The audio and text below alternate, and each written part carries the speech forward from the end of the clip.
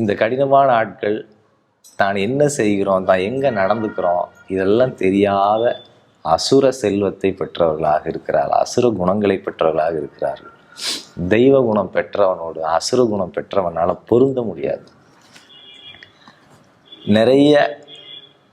நிறைய நட்புகள், உறவுகள், நெருங்கிய உறவுகள் கூட இணக்கம் இல்லாமல் பிரியறதுக்கு இதுதான் அடிப்படையாக இருக்குது. வேறு எந்த காரணமும் கிடையாது. தெய்வ சம்பத்து பெற்றவனுடைய அதிர்வு பக்குவம் வேறாக இருக்கிறது, அசுர சம்பத்து பெற்றவனுடைய அதிர்வும் பக்குவம் வேறையாக இருக்குது. நீரையும் நெருப்பையும் ஒரே வீட்டில் வச்சுருந்தா எப்படி இருக்கும்? உதவவே உதவாது.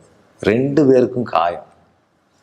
அதனால் நான் என்னுடைய தனிப்பட்ட அனுபவத்தில் சொல்கிறேன், தெய்வ சம்பத்துகள் பெற்றவர்களோடு பழகிறது, புழங்கிறது எனக்கு எந்த வகையிலையும் இடையூறு செய்வதில்லை.